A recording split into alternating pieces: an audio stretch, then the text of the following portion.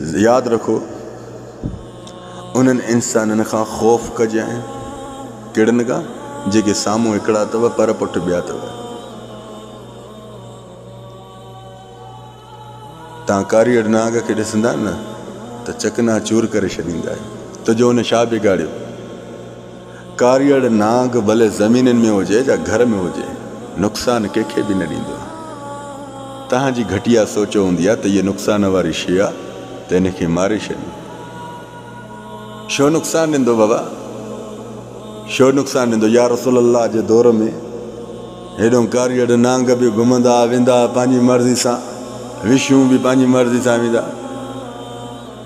अल्लाह रब्ज़ुल जलाल वल इकराम जी इहा ॾेखारी आहे त इंसान हिननि खे ॾिसी इबरत हासिल कर, क़बर में इहे ज़रूरु ईंदा अथई। तव्हां उन्हनि खे चकना चूर करे छॾींदा। वठ वॾो को कर्ज़ु रहियलु आहे।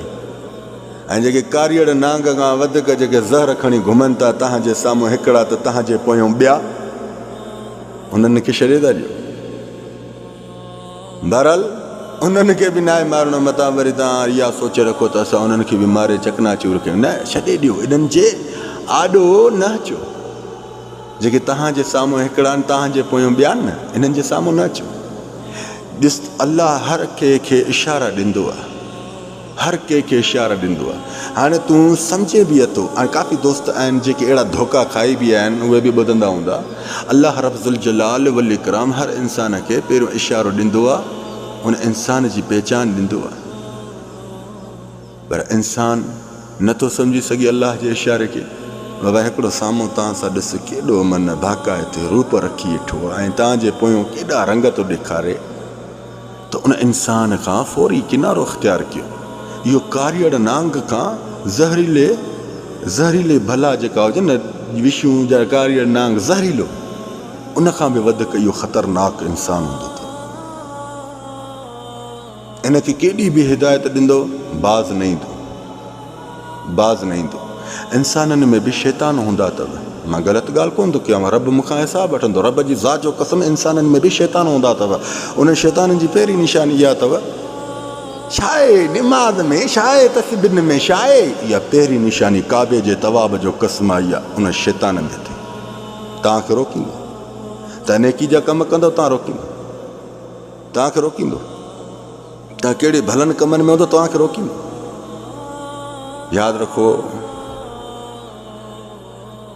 रब्ज़ुल जलाल वल इकराम हर इंसान जी पहचान तव्हांजे आॾो थो रखे, फिर बि तव्हां न सम्झो त धोखे में पाण ईंदा आहियो, अॻिला धोखो न ॾींदा आहिनि। जॾहिं को इंसान पंहिंजा लहजा ऐं रवैया चेंज करे त उन खां बाए बाए करे किनारो अख़्तियार करे वञ। जेकॾहिं उन सां गॾु हूंदे त उन खां वधीक अज़ियतियूं ऐं परेशानियूं मिलंदई। यादि रखो ए इंसान, रोड रस्तनि तां पथर पाण हटायो।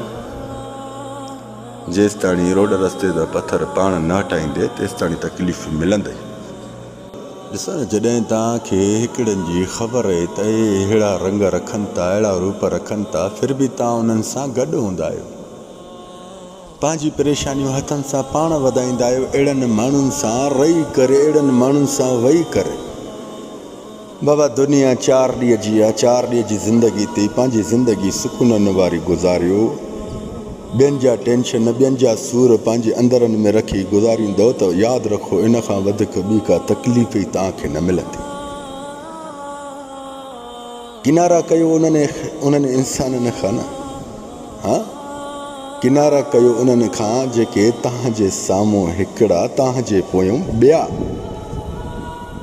इहा बि तव्हांखे अल्लाह जो कसम रब्ज़ुल जलाल लही अचे इंसाननि खे न सम्झाईंदो। आख़िर रब इंसाननि जे ज़रिए ई इंसाननि ताणी पैगाम पहुचाए। जेकॾहिं सुकून सां रहणु चाहे थो त इहे ॻाल्हियूं तो में आहिनि त इहे करे ॾिस। तव्हांजे रस्तनि ते पथर पिया आहिनि, हाणे पथर इहे पिया हूंदा ज़ाहिर इन्हनि जे मथां घुमंदे त थाॿो त खाईंदे न। इहे पथर साइड ते रखंदे त तोखे रस्तो साफ़ थी मिलंदो न। हाणे सम्झे न हिन जो मिसाल मां छा ॻाल्हायो। माना जेके तव्हांजी लाइफ में अहिड़ा इंसान आहिनि न, इन्हनि खे पाण खां थोरो परे करे छॾियो। पाण खां परे कंदो न त तव्हांखे बाक़ाइदे हर शइ सम्झ में ईंदी।